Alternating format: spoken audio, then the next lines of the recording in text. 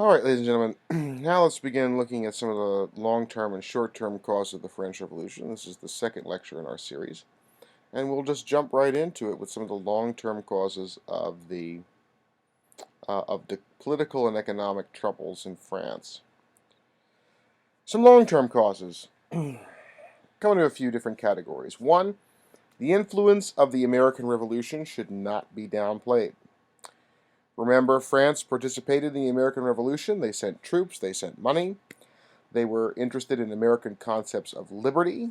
Um, from the monarchy's standpoint, which was not as interested in liberty, was certainly interested in revenge against the British for the defeats of France during the 7 Years' War. But unfortunately, France did not come out of it very well. It mostly just incurred a lot of debt by supporting the American cause, and that only compounded its financial woes.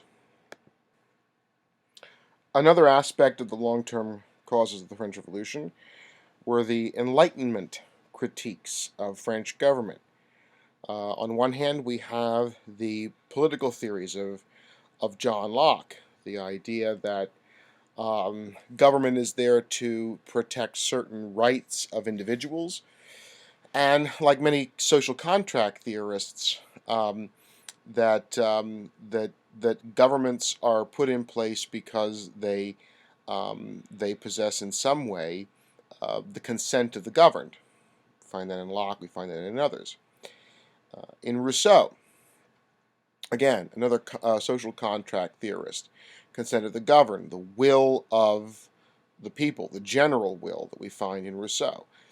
Montesquieu's very aristocratic take on government, that government should be divided, that government should not be absolute, that there should be separations of powers. In Montesquieu's theory, of course, it should be that the king should share power with his nobility. But again, remember, that's sort of modeled in a way on the English parliamentary system at a time when the English Parliament was essentially dominated by the English aristocracy. The House of Lords was the primary theater of government during that time, and or lords were ones who were elected to be prime ministers, or who were chosen to be prime ministers to corral a majority within the House of Commons. So Montesquieu, even looking to the English model, could see how that balance between aristocracy and nobility was a positive development.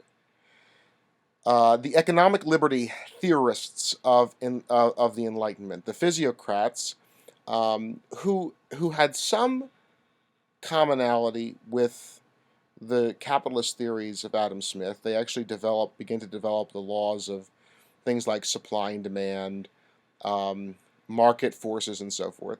But the physiocrats, they tended to be more agricultural. They tended not to see the same kind of economic principles at work in what they call the sterile class, which was the manufacturing sector. They didn't see that as being as productive as agriculture, and so land for them was primary. Adam Smith, of course, is going to look at the nature of capital and how that works in a proto-industrial economy, and so therefore it's going to be he's really going to make the grand statement of economic liberalism of the time, the law of supply and demand, and the fact that government should basically stay out of economy and allow economic forces to take their own turn. And then, of course, the criticism that also came out of the Enlightenment of the efficiency of government, taxes. Right? Everybody's critical of taxation policies, especially when the taxes are falling largely on the third estate, but the first two estates, 5% of the population control 50% of the land. They're not paying any tax. There is an inequity in that. And laws. Laws in France were still very traditional. They had evolved out of the Middle Ages. They were inconsistent throughout France. There was lots of traditions bound up in the way in which laws were organized. That was also engendered the ire of many Enlightenment philosophers. And that the estate system, as I mentioned a moment ago, the estates, the idea that there's the clergy, the aristocracy, and then this 95% of the people fall in the third estate, this failed to recognize the emerging realities of French society. The bourgeoisie, this wealthy, middle class, well educated, was not really well represented, or at least on paper, it appeared that the bourgeoisie had very little support outside of the third estate itself. In reality, however, when the Estates General begins to meet again, we will actually see that the bourgeoisie will have a little bit more support from the other estates than they might have hitherto expected. There are some historical interpretations that we have to sort through a little bit here. There's the traditional view that the bourgeoisie was united in economic and political opposition to the regime, and that the bourgeoisie led the third estate to challenge the tax policies of the government. This is the traditional view that many historians have made textbooks will reiterate over and over and over again. More recent historians have reevaluated the nature of the third estate, and they've seen far more rivalries within the third estate than they once thought. Various competing interests. And when we look at the cahier de doléances, the list of grievances, we'll see that there are specific grievances that emerge out of the bourgeoisie, and then among the rural peasantry, they have a different set of concerns about actually retaining their feudal privileges, actually, which many in the middle class would have wanted to do away with all feudal privileges. Many who were more allied with the peasantry wanted to keep them. Many peasants were very concerned about the local church and the parish being well staffed, and money from the contributions going to the tithe actually going back into the local parish. Some of those aren't really concerns of the bourgeoisie, the urban dwelling middle class. Additionally, many members of the bourgeoisie actually wanted to form links with the nobility because the middle class saw their wealth and their power and their education, or their ability to project power, was linked with joining the ranks of the nobility, so they did not want to entirely alienate the nobles, especially the lesser nobles, because convenient marriage alliances could be established there, and then the bourgeoisie could rise up into the second estate. Okay? And many nobles shared the liberal ideals of the middle class. Baron de Montesquieu, who articulates the division of power, was very much one who was seen as more on the liberal side of the political spectrum in the pre-revolutionary period. As well, many of the nobles saw that their way to kind of extort changes out of the monarchy meant that the nobles needed to make common cause with the members of the middle class. They were just as displeased with the absolutist tendencies of the French state as many of the members of the middle class were.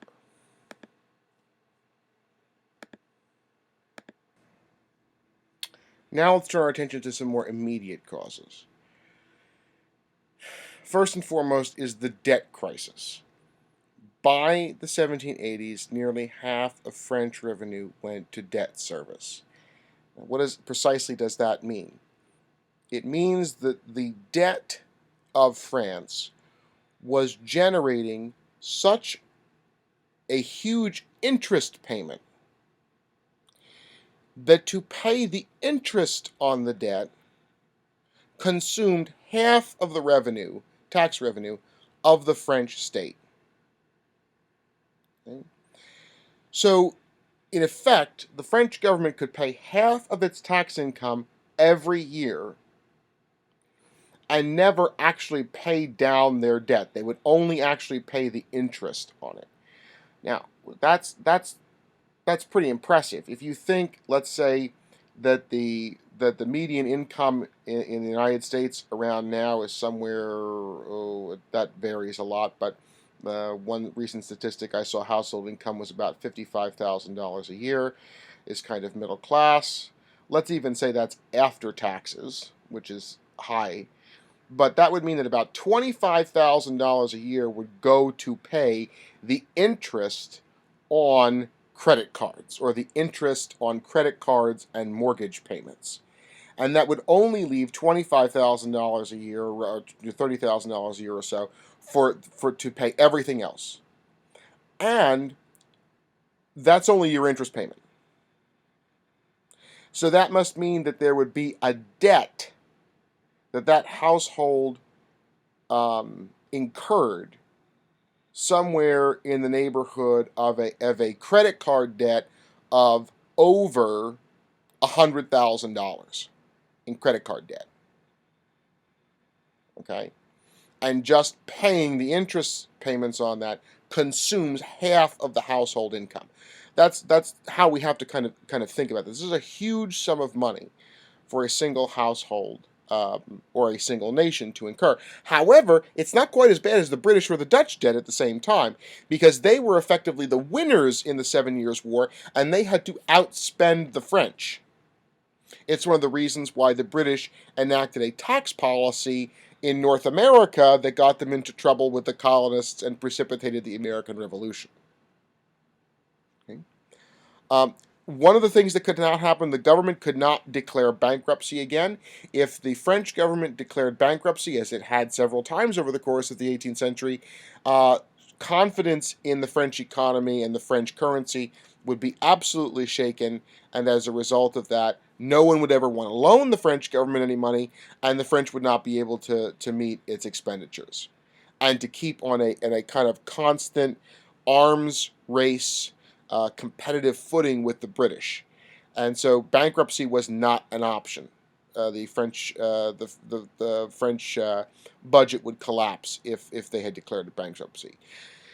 There's no central government, so no paper currency can be floated, no credit can be generated. At low interest payments, they had to all go through private borrowers who charged whatever interest those private borrowers wanted. Tax burden fell largely on the poorest classes, members of the Third Estate. Right? So the great wealth that the church possessed and the great wealth that the aristocracy possessed is not part of the tax revenue at all. And so the French government even has a difficult time harnessing its ability to actually adequately determine what the French nation is worth, and taxing it and generating enough revenue to fund its annual budget as well as pay down its own debts. So this is a terrible, terrible economic budgeting and debt crisis. Other immediate causes. Merchants were were increasingly displeased with the state-run mercantilist economy. The government saying who could have a monopoly on certain trade. The government dictating what industries were worth investing in. The government dictating where the colonies should be established and the extraction of what kinds of resources. All of these things were limits on the increasingly entrepreneurial spirit of the merchant class. Other economic causes include rising inflation between 1730 and 1780. Right? While wages only rose 22%, prices for consumer goods rose 65%. And this was in large part because as the French economy as the French population grows, they begin to push at the limit of available food supply. The law of supply and demand kicks in as the food supply and demand come very close together. The prices of food are going to steadily rise, and that's going to cause an inflationary cycle throughout the rest of the economy. Price of bread soars. The 1770s and 80s, this is compounded because there are a series of harsh winters and poor harvests that push the price of bread even higher. That a loaf of bread by the mid-1780s costs the average worker's 1 month's salary. An incredible amount of inflation just for food. And this leaves the poorest classes particularly the poorest among the urbanites, very, very angry, very tired, very burdened, and hungry. That is never a good combination for any regime to have to endure that kind of unpopularity. So, how are these issues um, dealt with by the French government? Well, Louis XVI needs to raise taxes to deal with the financial crisis. That's pretty simple. What he doesn't want to do, however, is he does not want to call the Estates General together, because that's the traditional mechanism of by which the king has to negotiate with the other major stakeholders in the French government, and he doesn't want to have to do that. The estates had not met for something like 170 years or so, not since the 18 teens, 20s. Excuse me, 16 teens or 20s.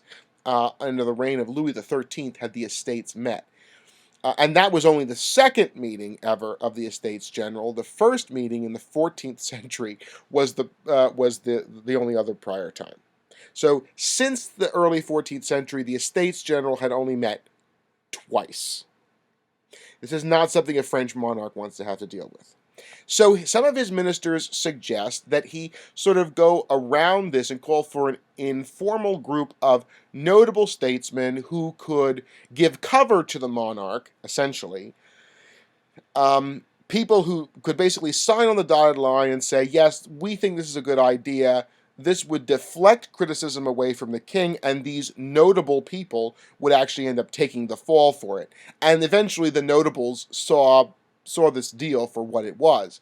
This is in some ways like in the early part of the 20th century, or 21st century, in the U.S. government, when the constitutional mechanism of the House and Senate uh, passing legislation in the 2000s and leading up to 2010 or so, passing legislation in both houses of Congress and then going to a reconciliation committee um, and hammering out a single bill, and then that bill going back to the House of Congress, and all these votes taking place. Nobody wanted to deal with that, so they just got these sort of super committees together. They hammered out a piece of legislation and then forced it down the throats of both houses of Congress, kind of circumventing the way in which the U.S. Constitution is supposed to work. Sometimes they called them the Gang of Eight, or the Gang of Six, or the Gang of 12. These groups of senators and congressmen that would come together to circumvent the traditional constitutional principle on how bills are passed. Well, that's essentially what the French government's doing at this time. They're trying to circumvent the only mechanism of passing new tax legislation. They did not want to have to deal, these notables did not want to have to deal with the repercussions. And many of them, being aristocrats, want to force the Estates General into coming into power because they were nobles and they wanted an official meeting by which they could exact concessions out of the monarch. And so they're not going to agree to anything here. So, Louis XIV decrees the new tax on his own, without the Assembly of Notables.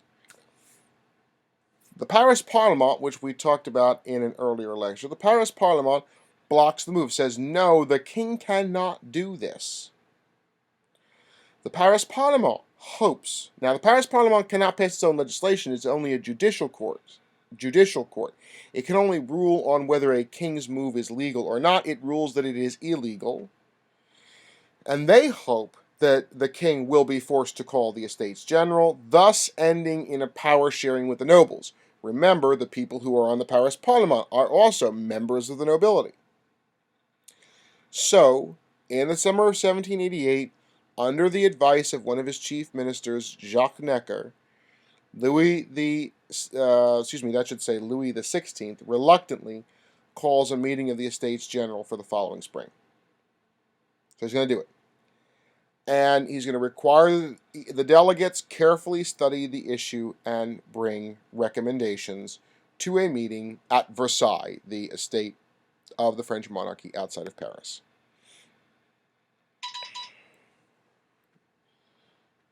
So, um, the estates were elected by regional assemblies. Um,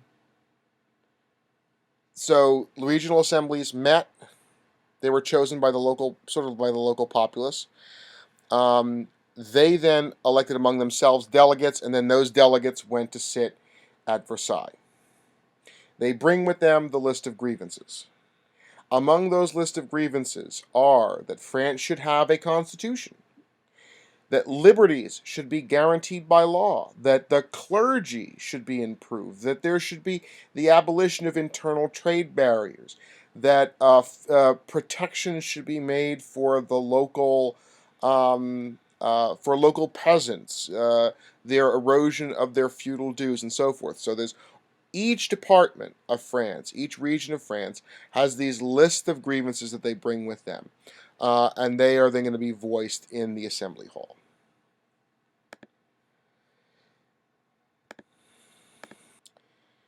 Now, the final issue with the lead up to the revolution and the actual meeting of the estates is the voting in the estates. It had been since 1614, virtually everyone had forgotten how the Estates General voted, couldn't remember, so the Parliament tried to determine this. Finance Minister Necker, who was very popular um, among the lower orders, he said that what we should do is take the third estate and actually be able to double their representatives in the third estate. So that instead of maybe 500 representatives of each estate, the third estate would get 1,000. The Paris Parlement, though, ruled that each estate would caucus and cast a single vote for that estate. So there would only be 3 votes cast. The first estate would cast 1 vote. The second estate would have 1 vote. The third estate would have 1 vote. So even though the representation in the third estate was twice that of the other 2 respective estates, it still only had 1/3 of the total vote share in the estates, which could be argued that an estate that represents 95% of the population only has 1/3 of the political power is inherently inequitable. The problem with that, these two forces, these first 2 bullet points coming together, is that you've limited the power of the third estate, but you've doubled the number of people who can come and complain about the government and still be shut out of the government.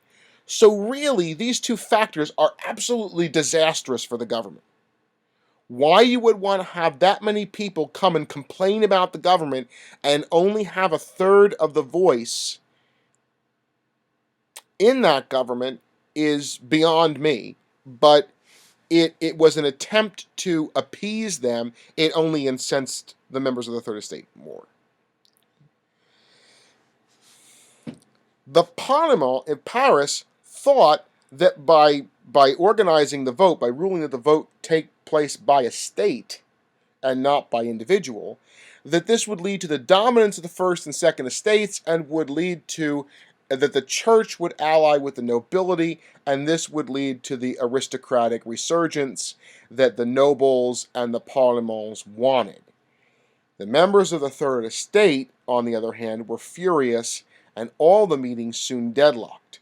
As a matter of fact, as we will see in a later lecture, there's much more commonality between the members of the third estate and the lesser nobles and the lesser clergy.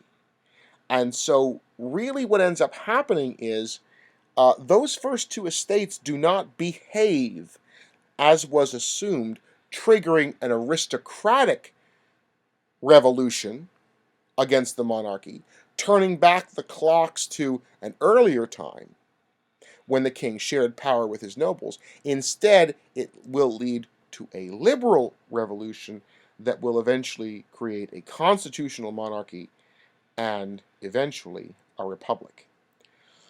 But that is looking ahead a little too far. Until then, thank you for listening.